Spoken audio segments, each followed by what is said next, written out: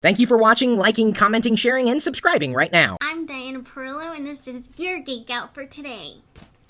Can I open my packages now? No, save that for the vlog.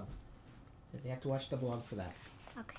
Congratulations to Zane Siddiqui. I think that's how you say his name. He commented on all of the articles that we posted to Locker Gnome yesterday, per my directions in the Geek Out that I did. Just email me, and I will get that Amazon gift card to you as soon as I possibly can. Now, if you want a chance to get an Amazon gift card, all you need to do is comment and leave a worthwhile comment on all the links to lockergnome.com that we've provided in this Geek Out video description. Good luck! And as a reminder, we are doing a live Geek Out tomorrow at 5 p.m. Pacific.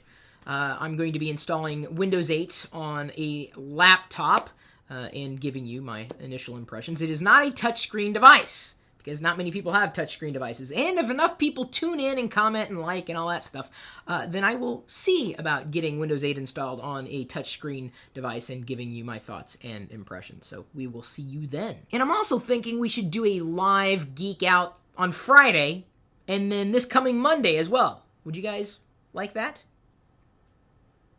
Want to increase your Dropbox security? Who wouldn't? I mean, if you have a Dropbox account, you want it to be secure, and now they have a two-step authentication process that you need to pay attention to. I mean, it's great to be able to access your files in the cloud, but the more you share those files with people you want to share, the more you realize that some of the wrong people might get access to those files. That's my dad's biggest concern about the cloud, and I'm trying to get him over that hump, telling him, hey, dude, your data on your computer is probably just as secure as it might be in the cloud, but you can always take extra precautions. Secure your accounts in every way possible. It's not just a tablet computer, it's a TV! I know it doesn't look like a TV, because I'm not really watching video right now, but with the right applications installed, I could be watching video. In fact, I've had a Slingbox connected to one of our DVRs here at home and have been able to watch cable TV even when I've been in other countries. It's been kind of fun and exhilarating, and I gotta tell you, for most of the video content that I watch, and possibly even you, according to our statistics, this thing, or something like this thing, as a tablet computer, I don't mean to point out the iPad, because you could be using an Android tablet for all I know, or maybe even a Windows 8 tablet for all I care. It is your TV. Those apps are exactly like television stations, even better than television stations, and even, ow, I just cut myself. Paper cut. Damn you, yellow sticky! Even if you have to sit through an ad, isn't it less annoying to have the convenience of getting to the programming you want to right then and there? I'm telling you, the tablet computer is your TV. Why can't YouTube eliminate Flash entirely? You may have seen the HTML5 experiment. You may even use YouTube with HTML5 support. But apparently they're clinging on to the past. There's some things that Flash can still do better than HTML5. For one, peg your CPU. But of course it's gotten better in time. Honestly, gotta tell you, I've lived fine without Flash on mobile devices for quite some time. And I gotta tell you, I also tend to ignore a lot of Flash on the desktop in a browser. I can live without Flash, and I can certainly live without Java. I think the day and age of these proprietary systems, even if they are tied to open source, they're still kind of albatrosses that hang around our neck. Look up the reference. Geek Gum. Which one is best? Jolt versus Pwn. Okay, these are two types of Geek Gum. Jolt? Which one's better? Have you guys, which one would you choose? Get it? Which one would you choose? Because choose gum.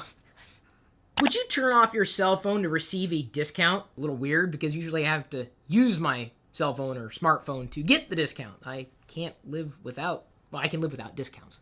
I guess I could live without smartphones. But I can't live without the idea of, well, actually, if I could save money, if I didn't take out a smart, I would do that. Who wouldn't? I mean, how addicted are you to not save money? I mean, would you take the discount? I mean, they're doing this in restaurants to keep people from doing blah, blah, blah, blah, blah, blah, blah, blah, blah, right? Or even this could be annoying to some people, although if this is annoying to you, you need to be paying attention to the things in your area, not somebody else's screen. Peanut butter and the geek. Okay, we've covered bacon. Sorry, I just got this visual of being covered in bacon. I mean, I was bacon for Halloween last year. I mean, I guess Lady Gaga could put meat on her body. Why couldn't I? Of course, it would have to be cooked, because you don't, raw bacon, I think there's like a health hazard. You can get worms. At least that's what my mom told me when I was, or trichinosis or something. Just remembering. So, peanut butter is, I think, as much of a staple for geeks as bacon. I've never tried peanut butter and bacon before, but I suppose it's worth a shot. I mean, the reason why I think geeks are attracted to this food, or this type of food, and even nerds too, maybe dorks and some dweebs as well, because it's so versatile. I mean, you could put peanut butter on anything. It could go with almost anything and, remain the dominant flavor, just like bacon. If you put bacon in something, you get the bacon flavor. And no, bacon-flavored stuff is not the same as bacon, that flavor stuff.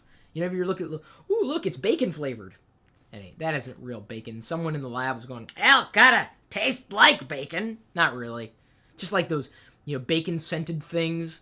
No, it doesn't smell like bacon. If you want bacon-scented anything, you have to make the bacon. So, bacon, peanut butter. Are there any other foods that geeks are attracted to? Oh yeah, and the gum thing that we covered a couple of seconds ago. Samsung vows to fight ban. Well, Apple doesn't want Samsung's products coming into the U.S. Shock. They're defending their market share. But I gotta tell you, I think this loss for Samsung is a huge win for Samsung. I've never heard more people talk about Samsung's products than after this decision. It's like, they couldn't have spent twice as much on better PR. Samsung's gonna be all over the place. And they lost. But who really lost? Firefox 15 available to download finally fixes add-on memory leak. I gotta ask this question. I'm a Chrome user. Does anybody still use Firefox? Artificial universe built with supercomputer. Dude, what if we're an artificial universe? I mean, we do have artificial sweeteners. I mean, it's not that out of the question to think that this isn't real. This isn't real. SkyDrive for Android phones now available. Just in case you want more cloud storage and you love Microsoft and Android and free stuff. YouTube viewer eingoluq writes, "What's the difference between chris.pirillo.com and lockergnome.com? They look the same and have similar content." Lockergnome.com is a greater universe of geek culture, science culture, internet culture, technology culture, and the stories that we surface on a daily basis reflect that. Chris.pirillo.com is my personal portal.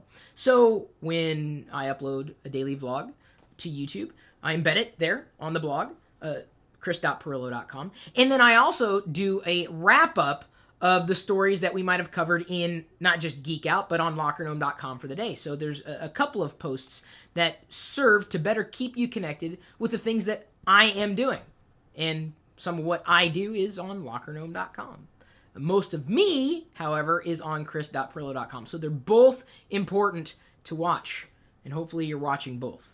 I mean, don't just stare there. You got to click, because you can't scroll around too. That's just part of it. At lockergnome.net, Lackabus writes, "What keeps you from using another OS?" Nothing. I use other OSs all the time. I mean, in terms of using them on a regular basis, usually it's contingent on friction. So the easier it is to move from one system to the next, the more open I am to the idea of using more than just one ecosystem.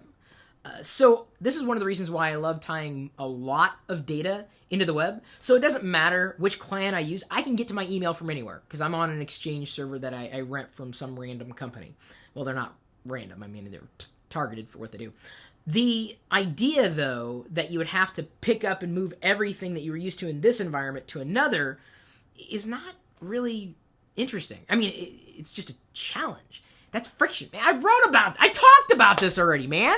That's the reason why. But I think anybody who is afraid of trying a new OS is really limiting themselves because you don't know what you don't like until you try it.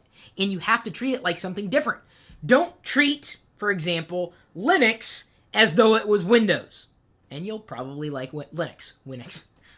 Is there a distribution named Winix? I don't know. If you treat OS X like it's Linux, you will be disappointed. They're different operating systems. Treat each one for what it is, not what it isn't. And if you'd like to treat me to something and knock yourself out, all you gotta do is to remember to like this video, share it with friends.